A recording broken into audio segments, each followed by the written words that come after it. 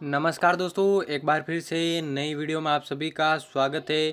तो दोस्तों, इस वीडियो में हम हिंदी के 30 महत्वपूर्ण प्रश्नों को सॉल्व करने वाले हैं, जो कि हर कंपटीशन की दृष्टि से, चाहे बीएसटीसी हो, पीटीईटी हो या फिर कोई एक और एग्ज़ाम जिसमें हिंदी से संबंधित प्रश्न पूछे जाते हैं, उसके लिए महत्वपूर्ण होने वाला है। दोस्तों, हिंदी के बहुत ही सरल क्वेश्चन आते हैं, उसका आपको वो बर्डन लेने की ज़रूरत नहीं है। काफ़ी सारे स्टूडेंट कहते हैं हिंदी पे फोकस करो, हिंदी पे फोकस करो, लेकिन हिंदी के सभी क्वेश्चन बहुत सरल आते हैं। इस वीडियो में भी हम देखेंगे कैसा आपका मॉडल पेपर आता है। तो दोस्तों, बिना वेस्टिंग टाइम वीडियो को शुरू करते हैं। पहला क्वेश्चन आपके सामने है, ईश्वर में विश्वास करने वाले को कहा जाता है? पहला ऑप्शन है आस्तिक, दूसरा है नास्तिक, तीसरा है भक्त, चौथा है उक्त कोई नहीं। तो दोस्तों, इस प्रश्न का जो राइट आंसर हो जाएगा, इस पर ईश्वर में विश्वास करने वाले को आस्तिक कहा जाता है दोस्तों। और जो ईश्वर में विश्वास नहीं करेगा उसको क्या बोलेंगे? उसको बोलेंगे नास्तिक। बहुत ही सिंपल क्वेश्चन आते हैं हिंदी के 30 क्वेश्चन। अगर आप बीएसटीसी से करते हैं तो उसमें आते हैं, पीटीईटी के 50 आते हैं। अगला प्रश्न देखें तो दूसरा प्रश्न है, प्रति उपकार में शब्द में जो है कौन सा उपसर्ग है? राइट आंसर बताना दोस्तों। पहला ऑप्शन है पर, दूसरा है प्रत्यु, तीसरा है परि, चौथा है प्रति। तो दोस्तों, प्रति उपकार का अगर आप संधि विच्छेद करेंगे तो देखिए ये बनेगा, ठीक है ना, प्रति और उपकार। कुछ इस प्रकार से आपका संधि विच्छेद होगा। उपकार आपका देखिए मूल शब्द हो जाएगा और जो प्रति है वो आपका उपसर्ग हो जाएगा। इसलिए दोस्तों प्रति किस में दिया हुआ है? चौथे ऑप्शन में दिया हुआ है। चौथा ऑप्शन आपका एकदम राइट हो जाएगा। प्रति उपकार में कौन सा उपसर्ग है? प्रति उपसर्ग है। अगला प्रश्न देखिए, तीसरा प्रश्न है, मुख्य शब्द में सम उपसर्ग लगाने से बनेगा दोस्तों। सम उपसर्ग लगाने पर कौन सा शब्द बनेगा? पहला है सम्मुख, दूसरा है सम्मुख, तीसरा है षडमुख, चौथा है सन्मुख। राइट आंसर बता दो दोस्तों। मुख्य शब्द में अगर सम उपसर्ग लगाएंगे तो देखिए दोस्तों सम्मुख बनेगा, ये नहीं बनेगा। कई स्टूडेंट ये कर देते हैं, ऊपर वाला जो है ये बिंदी लगा देते हैं, लेकिन आपका राइट आंसर दूसरा होगा। चौथा प्रश्न है, लंबोदर में कौन सा समास है? पहला है तत्पुरुष समास, दूसरा है बहुव्रीहि समास, तीसरा है द्विगु, चौथा है कर्मधारय। तो दोस्तों, लंबोदर में कौन सा समास होगा? लंबा है उधर जिसका, ठीक है ना, लंबा है उधर जिसका, यानी कि इसका तीसरा अर्थ निकल रहा है। और जहाँ पे तीसरा अर्थ निकले वहाँ पे हो जाता है आपका बहुव्रीहि समास। दूसरा ऑप्शन एकदम राइट ऑप्शन हो जाएगा।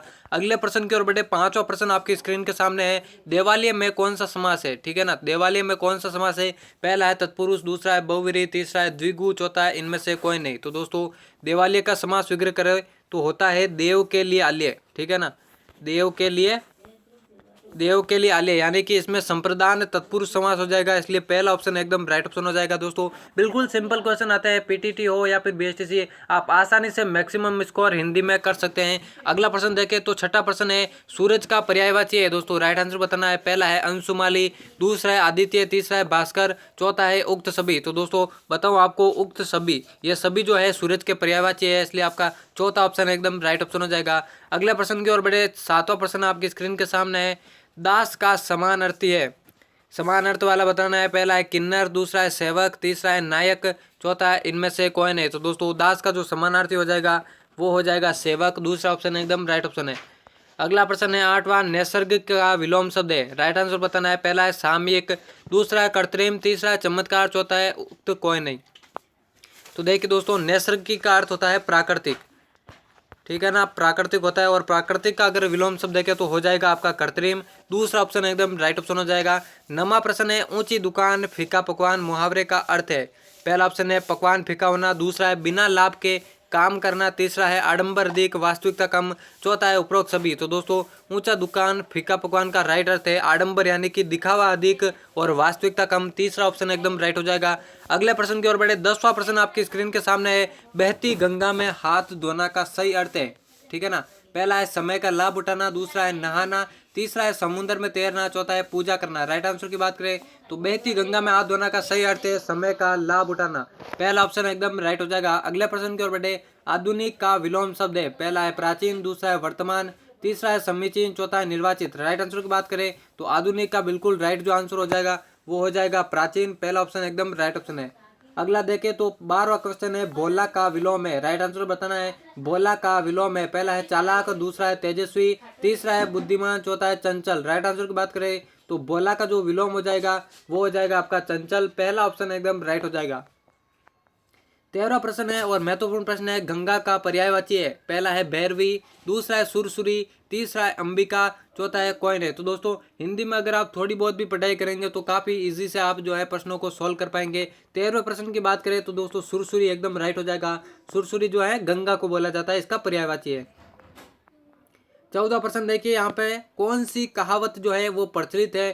पहला है चोर चोर चचेरे भाई, दूसरा है चचेरे भाई चोर चोर, तीसरा है चोर चोर मौसेरे भाई, चौथा है इनमें से कौन है। तो दोस्तों नंबर 3 की जो कहावत है वो प्रचलित है, चोर चोर मौसेरे भाई। 15वां क्वेश्चन है आग में घी डालना का अर्थ है। पहला है क्रोध में पागल हो जाना, दूसरा है क्रोध को और अधिक भड़काना, तीसरा है हवन करना, चौथा है इनमें से कोई नहीं। तो दोस्तों राइट आंसर कमेंट करना है।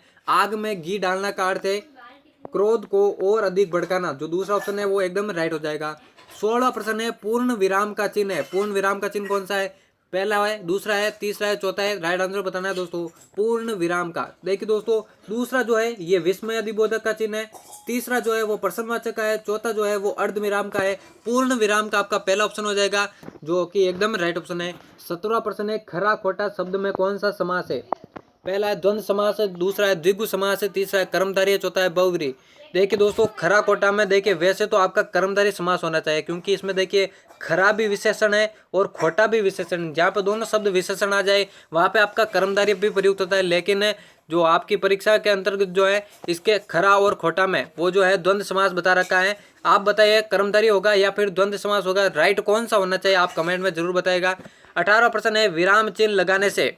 पहला ऑप्शन है भाषा में सुंदरता आती है, दूसरा है भाषा में स्पष्टता आती है, तीसरा है भाषा के भाव को समझने में सरलता रहती है, चौथा है उक्त सभी। तो दोस्तों राइट आंसर बिल्कुल चौथा हो जाएगा। इन सभी को जो है विराम चिन्ह लगाने से भाषा में सुंदरता भी आती है, स्पष्टता भी आती है और भाव को समझने में सरल रहता है।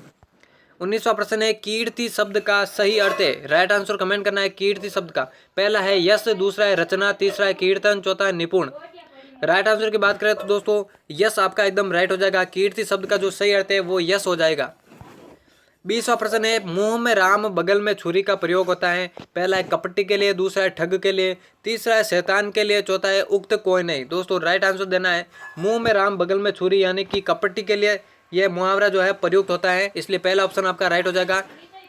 21वां प्रश्न की बात करें तो 21वां है शब्द शुद्धि से संबंधित है। कौन सा शब्द शुद्ध है। पहला है भागीरथी, दूसरा है भगीरथी, तीसरा है भागीरथी, चौथा है भगोरथी। तो दोस्तों मैं बताऊं को यहाँ पे देखिए भगीरथ में ई प्रत्यय लगने से जो है भागीरथी शब्द बनेगा। तीसरा जो है वो एकदम राइट हो जाएगा, इसलिए दोस्तों तीसरा प्रश्न जो है, तीसरा ऑप्शन जो है वो राइट हो जाएगा। अगले प्रश्न की ओर बढ़े। फाग का अर्थ व्यक्त करने के लिए कौन सा शब्द शुद्ध है। पहला है आग, दूसरा है होली, तीसरा है मल्हार, चौथा है शास्त्रीय संगीत। राइट आंसर की बात करें तो दोस्तों होली एकदम राइट हो जाएगा। होली को ही फाग बोला जाता है, इसलिए दूसरा ऑप्शन जो है वो एकदम राइट हो जाएगा। अगला प्रश्न है सरल का विलोम शब्द है। राइट आंसर कमेंट करना है सरल का विलोम शब्द है। पहला है कठोर,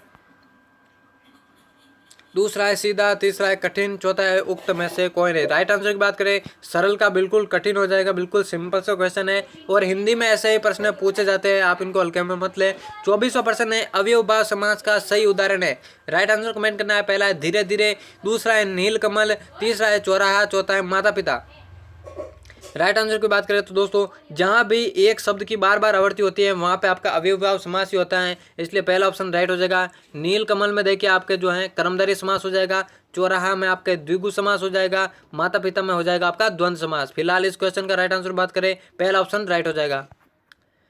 25वां क्वेश्चन है जिसके समान संसार में दूसरा न हो के लिए एकल शब्द है। एकल शब्द होता है जिसके समान संसार में कोई दूसरा न हो। पहला है नास्तिक, दूसरा है असमान, तीसरा है अद्वितीय, चौथा है कोई नहीं। राइट आंसर कमेंट करना है दोस्तों। इसका जो राइट आंसर हो जाएगा वो हो जाएगा अद्वितीय। जिसके समान संसार में कोई दूसरा न हो उसे अद्वितीय बोला जाता है। दोस्तों उम्मीद करता हूँ आप 30 में से 30 क्वेश्चन के आंसर देंगे, क्योंकि बहुत ही सिंपल मॉडल पेपर आते हैं और हिंदी की आपकी अच्छी तैयारी होगी, तो 30 में से 30 मैं आशा करता हूँ सभी विद्यार्थी देंगे। फिलहाल 26वां प्रश्न का अगर आप राइट आंसर की बात करें असुर का समानार्थी, ये असुर का समानार्थी बताना है। पहला है पापी, दूसरा है भूत, तीसरा है राक्षस, चौथा है पिशाच।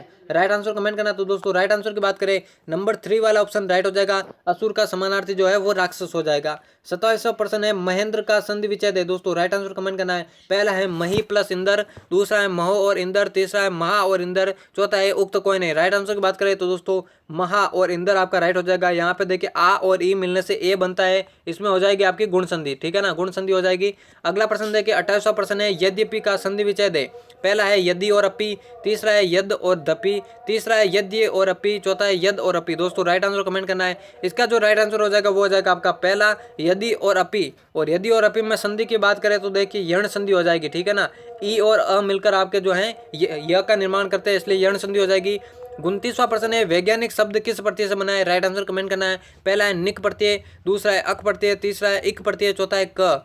तो देखिए दोस्तों वैज्ञानिक का अगर विग्रह करें तो देखिए विज्ञान में जो है इक प्रत्यय लगने से आपके वैज्ञानिक शब्द का इक प्रत्यय लगने से आपके वैज्ञानिक शब्द का निर्माण होता है। तो आपके इक प्रत्यय इसमें राइट हो जाएगा। जो तीसरा ऑप्शन है बिल्कुल राइट हो जाएगा। और इक प्रत्यय लगने से जो वी है वो ए में चेंज हो जाता है, इसलिए तीसरा ऑप्शन आपका राइट हो जाएगा। दोस्तों 30वां प्रश्न है और लास्ट प्रश्न है पढ़ाई शब्द में कौन सा प्रत्यय है? पहला है आई प्रत्यय, दूसरा है ई प्रत्यय, तीसरा है ई प्रत्यय, चौथा है उक्त कोई नहीं। तो दोस्तों पढ़ाई में अगर बात करें तो पढ़ और आई बनता है, ठीक है ना, पढ़ और आई बनता है, जहाँ पे आई आपका मूल शब्द हो जाएगा और आई आपका प्रत्यय हो जाएगा, इसलिए जो आपका पहला ऑप्शन है एकदम राइट हो जाएगा। तो दोस्तों कुछ इस प्रकार से आपका हिंदी का मॉडल पेपर आता है परीक्षा में।